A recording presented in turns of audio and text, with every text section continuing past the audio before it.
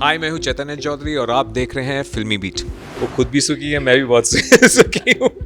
बहुत मज़ा आया उनके साथ काम करके। हमने साथ में लस्सी पी थी शॉट के बीच में, उन्होंने ही मंगाई थी। मीठी थी वो। और बहुत मीठी थी वो पटियाला की लस्सी थी। तो उसके बाद मुझे नींद बहुत आ रही थी और उसके बाद एक सीन भी था हमारा। तो बहुत दिक्कत हुई थी वो लस्सी पीने के बाद। हम ये रियलाइज़ नहीं करते कि उनके भी अपने सपने हैं, वो भी अपनी ज़िंदगी जीना चाहते हैं, उनके भी एम्बिशंस हैं। एजाज खान जो टीवी से, हम दोनों ने अपनी जर्नी साथ में स्टार्ट की थी and he is very close and I heard he is there in Jawan also and really is done an amazing job. थोड़ा सा ब्रेक क्या मांग लिया, मैं सेल्फिश हो गई। हेलो एवरीवन, मैं हूं सुरभि सिंह और आप सभी का वेलकम है फिल्मी बीट में। वुमेन एम्पावरमेंट पे वैसे तो हमने काफ़ी सारी फिल्में देखी है, लेकिन उसमें जो वुमेन्स होती हैं वो काफ़ी दुखी होती है। लेकिन इस फिल्म में यानी कि सुखी में जो वुमेन है वो काफ़ी सुखी है, क्योंकि इस फिल्म का नाम ही सुखी है और उस फिल्म में है शिल्पा शेट्टी। लेकिन ऐसी जो फिल्में होती हैं उसमें सबसे अहम रोल जो होता है वो हस्बैंड का होता है, और इसमें शिल्पा शेट्टी के हस्बैंड का रोल प्ले कर रहे हैं चैतन्य चौधरी। आपका वेलकम है फिल्मी बीट में। Thank you so much Surabhi, thank you. Okay, सबसे पहले मेरा आपसे ये सवाल है कि शिल्पा शेट्टी के साथ आप ये फिल्म कर रहे हैं, सुखी तो बहुत होंगे आप। बहुत सुखी हूँ, वो खुद भी सुखी है, मैं भी बहुत सुखी हूँ।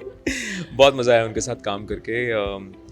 फैंटास्टिक को एक्टर एंड हमने बहुत मज़े में फ़िल्म शूट की है, बहुत अच्छे एनवायरनमेंट में शूट की है। शी वॉज़ वेरी इनकरेजिंग, उनको पता था कि मेरे लिए बहुत बड़ी अपॉर्चुनिटी है and she was so supportive, so loving, so caring and इससे अच्छी opportunity I don't think I could have got other than working with her. Okay, so आपके किरदार के बारे में आप क्या कहना चाहेंगे? वैसे तो ट्रेलर देखा है, ट्रेलर काफ़ी अच्छा है, लेकिन आप क्या बताना चाहेंगे आपके किरदार के? तो ट्रेलर देख के आपको लगा होगा कि ये तो मतलब ख़राब हस्बैंड है।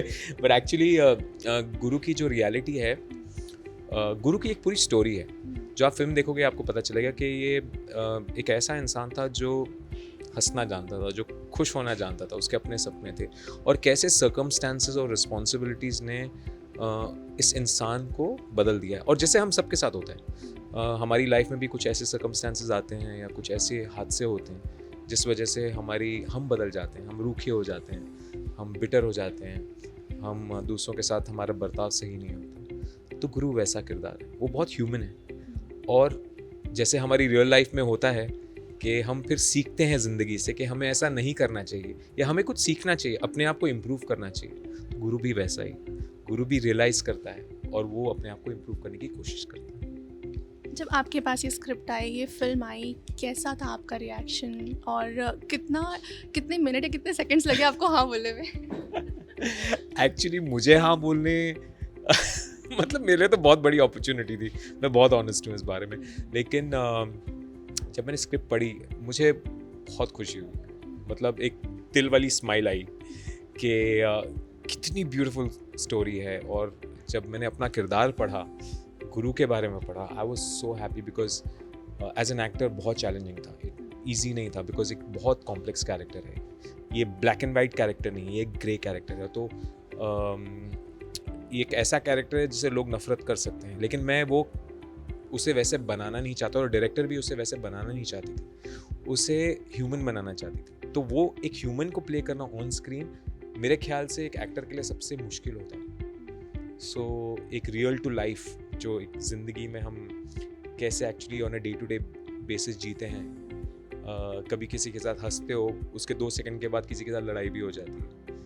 तो गुरु वैसा है। तो मुझे वो किरदार के बारे में पढ़ के ना मुझे बहुत खुशी हुई। मुझे लगा कि यार ये एज एन एक्टर एक बहुत बड़ी अपॉर्चुनिटी है मेरे लिए एंड आई वाज गेम। जैसे मैंने ऑडिशन दिया, उन्हें ऑडिशन बहुत पसंद आया।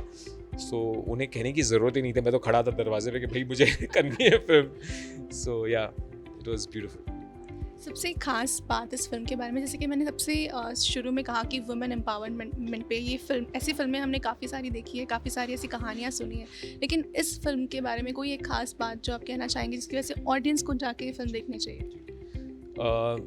मैं हमारी मदर्स और सिस्टर्स और वाइफ्स के बारे में बात कर सकता हूँ कि वो पूरी फैमिली को संभालते हैं, वो अपने आप को भूल जाते हैं। और हम सब as husbands and as brothers and as children, हम उनके एफर्ट्स को टेकन फॉर ग्रांटेड कर देते हैं कि हाँ वो तो है ही हैं, खाना तो सुबह मिल ही जाएगा, उसके लिए बोलना नहीं पड़ता, राइट। वो इतना ख्याल रखते हैं और हम ये रियलाइज़ नहीं करते कि उनके भी अपने सपने हैं, वो भी अपनी ज़िंदगी जीना चाहते हैं, उनके भी एम्बिशंस हैं, लेकिन हम उनके बारे में सोचते नहीं, हम सिर्फ अपने बारे में सोचते हैं या हमारी रिस्पॉन्सिबिलिटीज़ के बारे में सोचते हैं। उनको इतनी अहमियत नहीं देते, उन्हें इतना वैल्यू नहीं देते।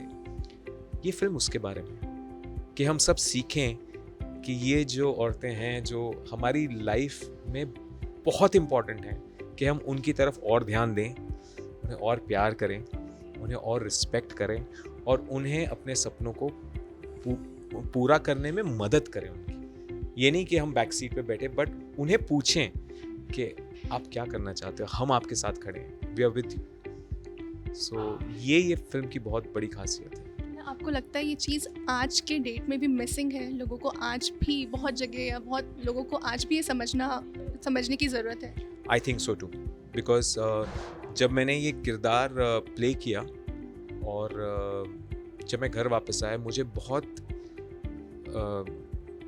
रियलाइजेशंस हुई कि कैसे अपनी वाइफ की एफर्ट्स को मैं टेकन फॉर ग्रांटेड करता हूँ कि ठीक है वो देख लेगी, वो कर लेगी, कैसे करेगी, क्या करेगी, क्या मैं मदद कर सकता हूँ उसमें, उसको कितनी परेशानी हो रही है, ये सब मैंने सीखा। सो ये किरदार प्ले करने के बाद मैंने बहुत कुछ सीखा। I mean my wife is a modern woman, लेकिन फिर भी मैंने बहुत कुछ सीखा और देखा, ऑब्जर्व किया कि वो कितना करती है। जैसे कि आपने कहा गुरु के किरदार के बारे में कि बहुत कुछ बैक स्टोरी भी है उसकी कि वो ऐसा क्यों रिएक्ट करता है या फिर बहुत सारी चीज़ें। सो अगर उस किरदार से रिलेटेड आपके साथ कोई इंसिडेंट हुआ हो या आप अगर शेयर करना चाहें। ये काफ़ी मेरी फादर की डेथ हुई 21 में, एंड ऑफ 21। सो जब जो रिस्पॉन्सिबिलिटी सर पे आई, उसके बाद जब वो रियलाइज़ हुआ कि एक फादर की अहमियत क्या होती है आपकी लाइफ में, वो एक पिलर होते हैं, हेड ऑफ द फैमिली होते हैं, जब वो चले जाते हैं सडनली आपको ऐसे लगता है that you need to grow up. आपको वो रिस्पॉन्सिबिलिटी, अपनी मम्मी का ख्याल रखना है, अपनी बहन का ख्याल रखना है, अपनी वाइफ का ख्याल रखना है। सडनली वो एक भार आ जाता है आपके ऊपर कि आपको घर का ख्याल रखना है। गुरु के साथ भी ऐसा ही कुछ हुआ था। So I could relate that very well. वो मुझे समझ में आ गई कि वो ऐसा क्यों बना, किस सिचुएशन की वजह से वो बना। सो वो पार्ट मेरी लाइफ का बहुत सिमिलर है गुरु के साथ। ओके, एंड चैतन्य, आपको काफ़ी लंबे ब्रेक के बाद अब हम देख रहे हैं, आपके सारे शोज़ हमने देखे हुए हैं। सो मतलब इतना समय क्यों लगा आपको कम बैक करने में, या फिर आप वेट कर रहे थे या आपने ब्रेक लिया था, क्या था उसका रीज़न? मैं कम बैक नहीं कहूँगा because I have been around, but लेकिन 2019 में एज एन एक्टर मुझे बहुत परेशानी हो रही थी। बिकॉज मुझे ऐसा लग रहा था जैसे मैं अपने जो क्राफ्ट है अपना, जो जिस वजह से मेरा जो पैशन है वो मर रहा है कहीं, और मैं वो समझने की कोशिश कर रहा था कि क्यों ऐसा हो रहा है मेरे साथ। जिस चीज़ के लिए as an actor you dream to be an actor, और आप उसकी तरफ बहुत मेहनत करते हो, और वो पैशन ही है जो आपको एक एक्टर बना सकता है। वो ड्राइव है जो आपको एक्साइट करता है कि मुझे ऐसे ऐसे किरदार प्ले करने हैं। जब वो मुझे लगा कि कहीं ना कहीं वो मर रहा है, तो तब मैंने स्टेप बैक लिया कि मैं अपने आप को समझने की कोशिश किया। मैंने बहुत नोट्स लिखे, रीजंस लिखे कि मैं क्यों एक्टर, फर्स्ट हैंड में क्यों एक्टर बना, वो समझने की कोशिश कर रहा था कि मैं किस लिए एक्टर बना। और जब वो रीजंस मेरे लिए क्लियर होते गए, ऑटोमेटिकली मुझे हश मिला अमेज़ॉन प्राइम पे। मैं सोहाली के ऑपोजिट कास्ट हुआ था उसके लिए, और उसके इमिजिएटली बाद मुझे सुखी मिली। सो आई थिंक कभी कभी आगे जाने के लिए आपको कभी कभी 2 कदम पीछे लेने पड़ते हैं, तो इसलिए शायद आपने मुझे नहीं देखा, क्योंकि मैंने वो 2 कदम पे था तब। मेरा अगला सवाल यही था कि एक्टर बनने के पहले एक स्ट्रगल होता है, पर एक्टर बनने के बाद भी एक स्ट्रगल होता है। जब आपको काफ़ी सारा काम मिल जाता है, आप काफ़ी सारे अच्छे काम कर रहे होते हैं, लेकिन अचानक से एक एक क्या कहना चाहिए, एक रुकावट आ जाती है, आप रुक जाते हैं। सो ऐसा कभी कोई स्ट्रगल आपने फेस किया आपकी लाइफ में? ज़रूर किया है, बिकॉज एक्टर की जर्नी इतनी आसान नहीं होती, हमेशा अप्स होते हैं, डाउन्स होते हैं, हमने सब एक्टर्स की लाइफ में देखा हुआ है। आप सडनली आप एक हाई पे होते हो जहाँ पे आप हर एक प्रोजेक्ट कर रहे होते हो, आप टॉप पे होते हो, देन सडनली एक फेज़ आता है जब आप सडनली करियर ग्राफ डाउन जाता है, जैसे हर प्रोफेशन में होता है, लेकिन हमारे प्रोफेशन में ये ज़्यादा ही होता है और ज़्यादा ही ऑब्जर्व होता है। सो मेरी लाइफ में भी ऐसा हुआ था कि जब मैंने टीवी एंटर किया तो सडन फेम बहुत मिला विद कहीं तो होगा विद बालाजी। तो उसके बाद I was on a roll, you know, back to back 5 shows की एज अ लीड। फिर उसके बाद एक फेज़ आया जहाँ पे वैसा काम नहीं मिल रहा था, चेंज हुई सिचुएशंस, इंडस्ट्री थोड़ी चेंज हुई, सिचुएशंस चेंज हुई। सो वो भी फेज़ आया था, लेकिन उस फेज़ में भी मैंने किसी तरह सर्वाइव किया। But I think it's part of a journey of an actor, you know, you have to take it, you have to be strong. आपको एक इनर स्ट्रेंथ रखनी पड़ती है और एक बिलीफ रखना पड़ता है कि I can do the work which I want to do. And आपके इतने सारे शोज़ में आपका पर्सनल आपका फेवरेट कौन सा है जो आपके दिल के बहुत करीब है, जिसे आप आज भी याद करते हैं? आई थिंक मेरे लिए सबसे करीब कहीं तो होगा है, बिकॉज वो मेरा पहला शो था। और मेरे लिए इसलिए करीब है क्योंकि मैं उस शो के लिए लगभग दिन में 17-18 घंटे शूट करता था जब मैंने स्टार्ट किया था शो। और मुझे नहीं पता था कि बाहर क्या हो रहा है, मुझे नहीं पता था कि मेरे कैरेक्टर का रिस्पॉन्स क्या हो रहा है, मुझे बिल्कुल नहीं पता था कि कितना लोग पसंद करें मेरे कैरेक्टर को। लेकिन जब मुझे एक दिन छुट्टी मिली और मैं बाहर गया, तब मैंने देखा कि जितने लोग मेरे पास आए ऑटोग्राफ्स और फोटोग्राफ्स के लिए, तब सोशल मीडिया नहीं था ना, आई वाज शॉक्ड। मैंने बोला ये क्या हो गया, मैं तो शूटिंग करा रहा, यू नो, कि ये कहाँ से आ गया। तो आई थिंक वो मोमेंट मेरे लिए बहुत स्पेशल था, क्योंकि मेरे साथ मेरे पेरेंट्स थे।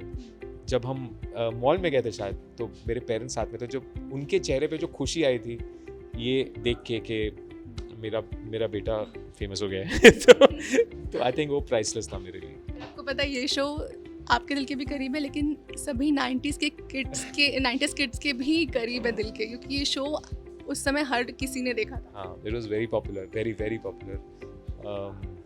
I think one of the good shows of TV.